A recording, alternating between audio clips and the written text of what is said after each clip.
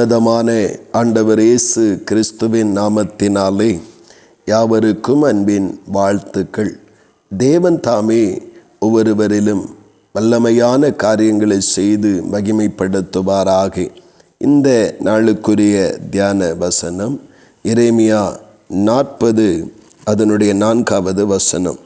இதோ உன் கைகளில் இடப்பட்ட விலங்குகளை இன்று நீக்கி போட்டேன் என்று. இது கர்த்தர் சொல்லுகிற வார்த்தை அல்ல, நேபுசரதான் என்று சொல்லுகிற பாபிலோனுடைய சேனாதிபதி சொல்லுகிறதான ஒரு வார்த்தையாய் இருக்கிறது. பாருங்கள், தேவனுக்கு பயந்து நடந்த இந்த எரேமியாவை அங்கே இஸ்ரவேலின் அல்லது யூதாவின் ராஜாக்களாய் இருக்கிற யோயாக்கீம், சிதேக்கியா போன்றவர்கள் அவனை அடித்து சிறையிலே போடுகிறார்கள். தேவனுடைய வார்த்தையை ஏற்றுக்கொள்ள முடியாதபடி அவனுக்கு விரோதம் கொண்டு அவனை சிறையில் அகப்படுத்தி விடுகிறார்கள்.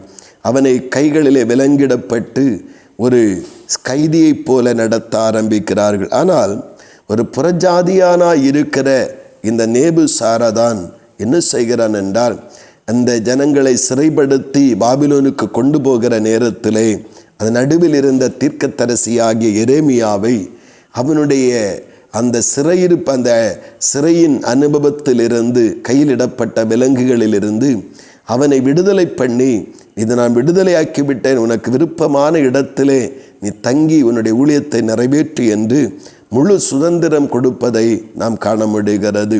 பிரியமானவர்களே, அதோடு கூட அவன் நிறுத்தவில்லை. எதனால் இந்த சிறையிருப்புக்குள் நீங்கள் செல்லுகிறீர்கள் என்றும் அவன் சொல்லுகிறான். அந்த மேலுள்ள வசனங்களை வாசிக்கும் பொழுது அவன் நீங்கள் தேவனுக்கு பயப்படவில்லை, தேவனுடைய சத்தத்திற்கு நீங்கள் செவி கொடுக்கவில்லை, ஆனபடினால்தான் இந்த சிறையிருப்பு உங்களுக்கு வந்தது என்று சொல்லுகிறான்.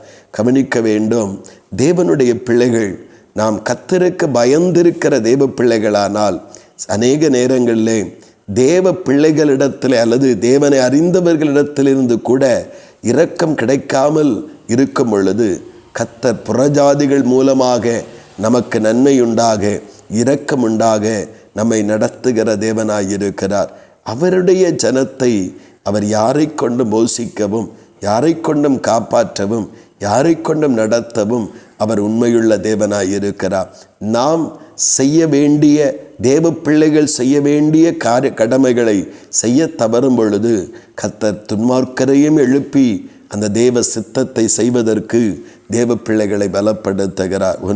இன்னொன்று, நாம் தேவனுடைய கற்பனைகளையும் பிரமாணங்களையும் விட்டு மீறும் பொழுது நமக்கு சிறையிருப்பு வருகிறது.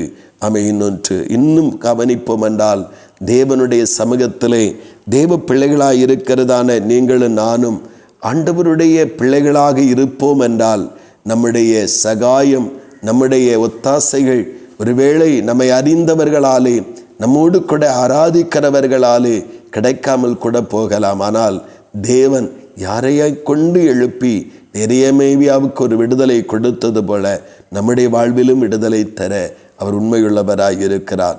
நான் நம்ப வேண்டியது கர்த்தரையும், கர்த்தருடைய வார்த்தையையும் வல்லமையும் நம்பிக்கையாய் கொண்டிருக்க வேண்டும். சூழ்நிலைகளையோ நம்மை சுற்றிலும் நடப்பவைகளையோ சிநேகிக்கிறவர்களால் அல்லது நம்மை அறிந்தவர்களால் வருகிற நெருக்கத்தையோ நாம் பார்த்து நாம் தளர்ந்து போகாதபடி எரேமியாவை போல உறுதியோடு இருப்போம். தயவு செய்கிற கர்த்தர் எப்படியும் நமக்கு தயவு செய்து நம்மை நடத்த அவர் உண்மையுள்ளவராய் இருக்கிறார். தேவன் தாமே நம்மை நடத்தி செல்வாராக.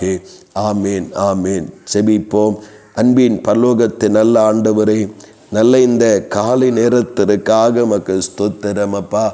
தேவ கிருபையினாலே கர்த்தர் தந்திருக்கிறதான இந்த நாளிலே ஆவியானவரே, ஒரு எரேமியா அந்த ஆண்டவரே ஸ்தோத்திர சிறையிருப்புக்காக பிடித்து கொண்டு போகப்படுகிற பாபிலோனுடைய தளபதி நேபுசாரதனுடைய கண்களிலே ஒரு தயை உண்டாகும்படி கர்த்தர் கிரியை செய்கிறீரப்பா.